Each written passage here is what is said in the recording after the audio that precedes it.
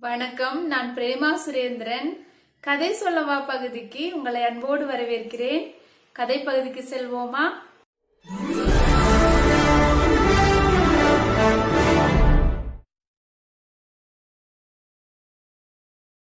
முன்னாடி கேரளாவை ஒரு மன்னன் ஆட்சி செஞ்சுட்டு வந்தார்.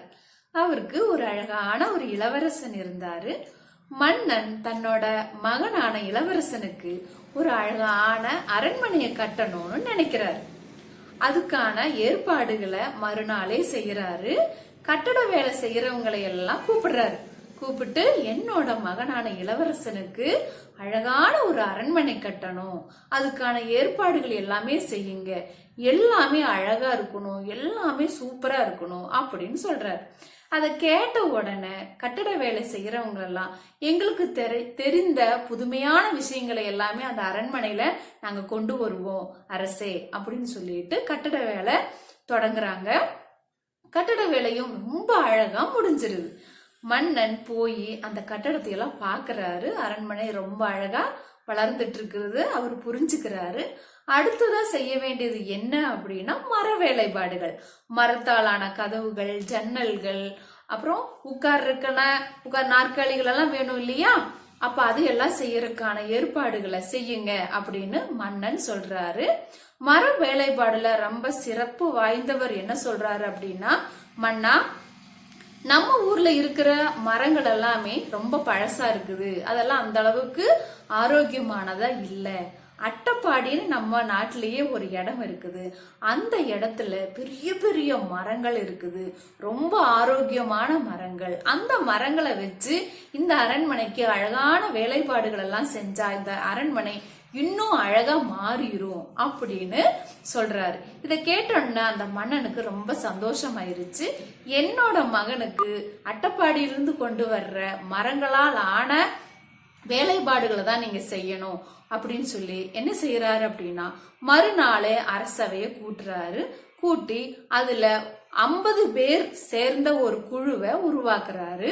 அதுக்கு ஒரு தலைவனையும் உருவாக்குறாரு. உருவாக்கிட்டு அந்த தலைவன் கிட்ட மன்னன் சொல்றாரு, நீங்க என்ன பண்ணணும், இந்த குழுவை கூட்டிட்டு அட்டப்பாடிக்கு நீங்க போகணும். அங்க ஆரோக்கியமான உயர்ந்த மரங்கள் எல்லாம் இருக்கும்.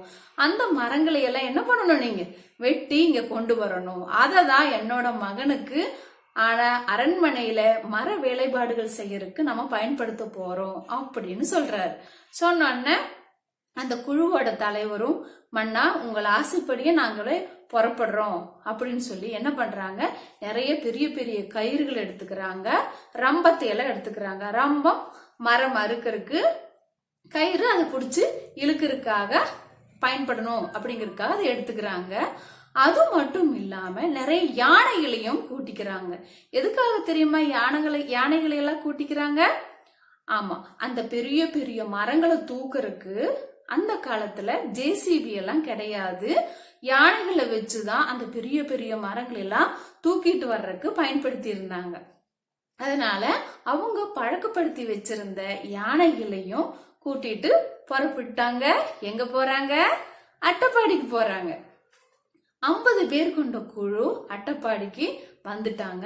வந்த உடனே பெரிய பெரிய மரங்கள் எங்க இருக்குன்னு எல்லாம் தொலாவி பாக்குறாங்க. நிறைய மரங்கள் அட்டப்பாடியில இருக்கிறத அவங்க தெரிஞ்சுக்கிறாங்க. என்ன பண்றாங்க, ஒரு இடத்துல அவங்க இருக்கிறதுக்கு சாப்பிடறதுக்கெல்லாம் ஒரு இடம் வேணும் இல்லையா? அதுக்கான ஒரு இடத்த என்ன பண்றாங்க, அவங்க தேர்வு செய்யறாங்க. அந்த இடத்துல பார்த்தா நிறைய பெரிய பெரிய கல்லு, பெரிய பெரிய கல்லெல்லாம் நீண்ட மாதிரி இருக்குது. என்னமோ ஒரு கல்லை இப்படி குத்தி வச்ச மாதிரி நிறைய கல் அந்த ஏரியாவில இருக்கிறத அவங்க பாக்குறாங்க. பார்த்த உடனே இது சரியான ஒரு இடம் நம்ம தங்கறதுக்கு அப்படின்னு சொல்லி என்ன பண்றாங்க, அங்கேயே தங்குறாங்க. யானைகளை அப்படியே விட முடியாது இல்லையா?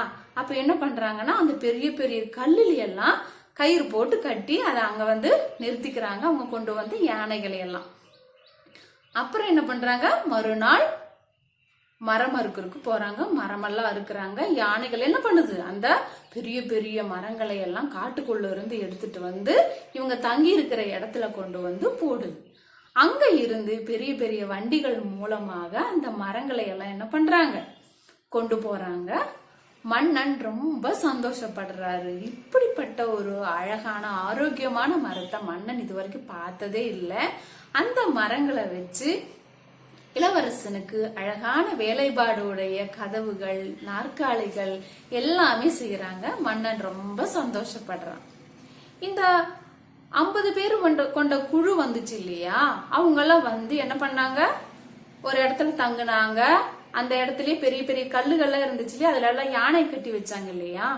அந்த இடத்த அப்புறம் வர்ற காலத்துல இருக்கிற மக்கள் எல்லாருமே எப்படி சொல்றதுக்கு ஆரம்பிச்சிட்டாங்க தெரியுமா? யானை கட்டின இடம், அது யானை கட்டின இடம், நீ எங்க போற, நான் யானை கட்டின இடத்துக்கு போறேன் அப்படின்னே சொல்றதுக்கு ஆரம்பிச்சாங்க. அப்படி சொல்லி சொல்லி சொல்லி சொல்லி அது மருவி என்னவா மாறுச்சு அப்படின்னா யானை கட்டி அப்படிங்கிறது வழக்குல வந்து மறுபடியும் கொஞ்ச நாள் மருவி அது என்னவா மாறுச்சுன்னா ஆனை கட்டியா மாறுச்சா. இப்படிதான் எங்க ஊருக்கு ஆனை கட்டி அப்படிங்கிற பேர் வந்ததா சொல்றாங்க. உங்களோட ஒவ்வொரு பேரோட ஊருக்கும் ஒரு காரணம் இருக்கும். அந்த காரணத்தை கமெண்ட் பாக்ஸ்ல போடுங்க. இந்த கதை உங்களுக்கு பிடிக்கும்னு நினைக்கிறேன். அடுத்த பதிவுல வித்தியாசமான ஒரு கதையோட உங்களை நான் சந்திக்கிறேன். நன்றி.